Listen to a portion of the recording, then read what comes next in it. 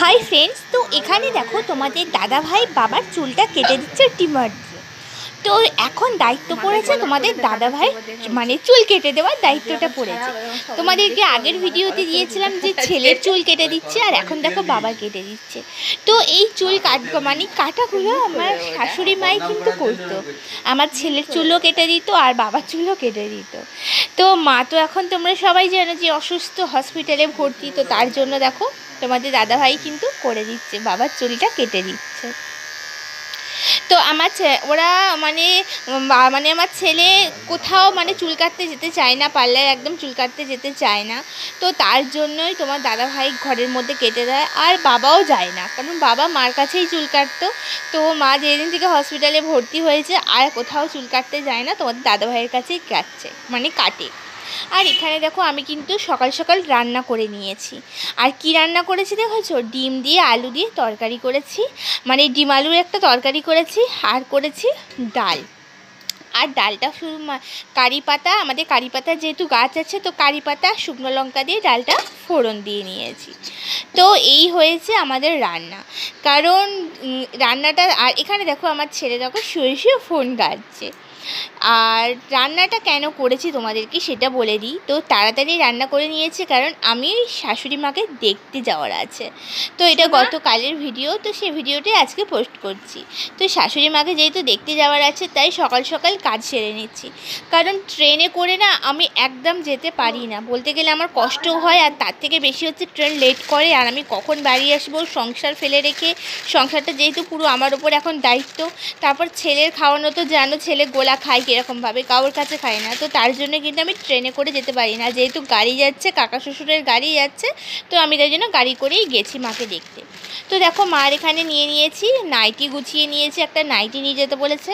আর মা সুজিটা, আমার হাতে সুজি খেতে ভীষণ ভালোবাসে। তো আমাকে বলে দিয়েছে, যেহেতু আমার দেওর রোজই যায় ট্রেনে করে, ও যায়। তো আমার দেওরকে বলে দিয়েছিল যে তুই প্রিয়াকে বলবি যেন আমার জন্য সুজি করে পাঠিয়ে দেয়। তো তার জন্যই আমি এখানে সুজিটা বানিয়ে রেখে দিয়েছিলাম, যেহেতু আমরা 1:30-2টোর সময় করে বেরোবো, তাই সব কিছু রেডি করে রেখে দিয়েছিলাম। আর এদিকে ছেলেকে বললাম, বাবা তুই ভিডিওটা করে দে, কারণ আমি এক হাতে না একদমই করতে পারছিলাম না, আমার খুব অসুবিধা হচ্ছিল ভিডিওটা করতে। তো তার জন্যই ছেলেকে ফোনটা ধরে বললাম যে তুই একটু ধর, আমি ওদেরকে মানে তোমাদেরকে দেখিয়ে দিই কীভাবে করেছি। তো দেখো এখানে সুজিটা কিন্তু কোনো এলাচ বা তেজপাতা কিছু আমি দিইনি, প্লেন একটু ঘি দিয়ে আর সুজিটা লাল লাল করে নাড়িয়ে আর সামান্য একটু চিনি দিয়েছি, যেহেতু মাকে এলাচ বা মানে তেজপাতা এগুলো দিতে চাই না। আর এলাচ টেলাচ গোটা তো কোথায় গেলে কড়াই টলায় আটকে যাবে, তাই ভয়তে শুধু প্লেন করে দিয়েছি। তো তার জন্যই আমি কিন্তু ব্যাগের মধ্যে সব কিছু গুছিয়ে নিয়েছি, কারণ তখন তাড়াহুড়ো করে চলে যাব, তারপর পরে মনে পড়লে তখন আর নিতেও পারবো না। তো তাই ওখানে ব্যাগের মধ্যে মার নাইটি আর সুজি তো আমি ভালো করে গুছিয়ে নিয়েছি। এখানে দেখো ছেলেটা আমার ক্যামেরা একদম করতে পারে না, ওকে ক্যামেরা দিয়েছি আমার মুখের দিকে করে রেখে দিয়েছে। তো যাই হোক, ওর থেকে আমি ক্যামেরাটা নিয়ে নিয়েছি, আর নিয়ে তোমাদেরকে দেখিয়ে দিলাম যে নাইটি আর সুজিটা রেডি করে আমি আমার ব্যাগের সামনে গুছিয়ে রেখে দিয়েছি। তো রাখার পরে তোমাদেরকে যেটা দেখানোর আছে, তার আগের দিনকে আমি গেছিলাম একটু উলুবেড়িয়াতে। তো সেখান থেকে মানে সেখানে একটু কেনাকাটা করতে গেছিলাম। তো সেখানেই কিন্তু আমার ছেলের জন্য এই প্যান্টটা আর এই জামাটা আমার খুব পছন্দ হয়েছে। তো যাই হোক, প্যান্টটা ওর কোমরে কোনো রকম করে হবে, কিন্তু জামাটা আমার খুব পছন্দ হয়েছিল, আর আমার ছেলেরও খুব পছন্দ হয়েছে। কিন্তু দুঃখের বিষয় এটাই যে মানে জামাটা আমার ছেলের গায়ে হলো না বলতে সেরকমভাবে হচ্ছে না, বোতামগুলো একদমই আটকানো যাচ্ছে না, জাস্ট ভিতরে একটা গেঞ্জি পরে এমনি ওপরে জ্যাকেটের মতো পরতে পারবে। তো ওটাই দুঃখের বিষয়। এমনিতেই কিন্তু আমাদের পুজোর সেরকমভাবে জামাকাপড় কেনাকাটা এখনও পর্যন্ত হয়নি, কারণ মা যেহেতু হসপিটালে ভর্তি, কারোরই মন মেজাজ ভালো না, কেনাকাটা হয়নি। তো যাই হোক, ছেলের জন্য একটা জামা নিয়ে এলাম, তাও দেখো এইরকম, তা মনটা খারাপ হয়ে গেল, যেহেতু ছেলেটার এখনও পর্যন্ত কোনো কিছু জামাকাপড় হয়নি। তো যাই হোক, ওর কাকা বলেছে বা ওর দাদু বলেছে আমি যাব কি দোকান থেকে কিনে নিয়ে আসবো ওর জন্য ভালো দেখে গেঞ্জি।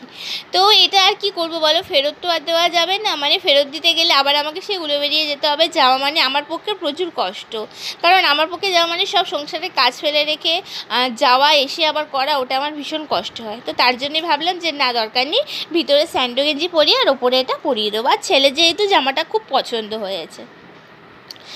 তো যাই হোক, আর তো কিছু করার নেই, এটাই লাস্টে পরিয়ে দেবো ভেবে নিলাম। আর তার আগে ওর কাম্মা গিয়েছিল উলুবেড়িয়াতে, আর ওখান থেকে ছেলের জন্য 3টে মানে আমি ঘরে পরার জন্য বা টিউশনিতে যাই এই গরমকালে না, এই স্যান্ডো গেঞ্জিগুলো পরলে মানে ওর জন্য, আর এমনিতেই আমার ছেলে প্রচুর যেহেতু ঘেমে যায়, তোর কাম্মাকে বলেছিলাম তুমি কটা ভালো দেখে গেঞ্জি পেলে নিয়ে আসবে, হাত কাটা গেঞ্জি পেলে। তো ওর কাম্মা যাই হোক 3টে গেঞ্জি কিন্তু খুব সুন্দর পেয়েছে আর নিয়েও এসছে। তো চলো তোমাদের গেঞ্জিগুলো ভালো করে দেখিয়ে দিই। আর এখানে দেখো ছেলেটা তো ক্যামেরা ধরতেই চায় না, আর আমি এক হাতে ক্যামেরা ধরবো না, এক হাতে জামাগুলো বার করব। তো এই যে এই 3টে জামা নিয়ে এসেছে, এই জামাটা মানে আমার 3টে গেঞ্জি ভীষণ পছন্দ হয়েছে। তো তোমাদেরকে তাই জন্য দেখিয়ে দিলাম গেঞ্জিগুলো। আর আমার ছেলের গায়ে না মানে ছোটো জামা একদমই হয়, ছোটো জামা বলতে কি ওর বয়সের জামা যদি বলি তাও হয় না। তো ওর বাবার ওর কাকার ওই জামাগুলো ওর গায়ে হয়, ওর বাবার কিনলে মানে ছেলেরও হয়ে যাবে, বাবারও হয়ে যাবে, কাকারও হয়ে যাবে, 3জনেরই হয়ে যাবে। তো এই গেঞ্জিগুলো দেখো, এই 3টে গেঞ্জি কেনা হয়েছে। কে বলবে বলো আমার ছেলের গায়ের গেঞ্জি এটা, ওর বাবার গায়েও হয়ে যাবে, ওর কাকার গায়েও হয়ে যাবে। তো এই 3টে গেঞ্জি কিন্তু কেনা হয়েছে, আর গেঞ্জিগুলো আমার সত্যি ভীষণ পছন্দ হয়েছে, কারণ এই গরমকালে এই গেঞ্জিগুলো পরলেও আরামও পাবে। তো তোমাদের কীরকম গেঞ্জিগুলো লাগলো আমাকে কিন্তু একবার কমেন্টস করে জানিও।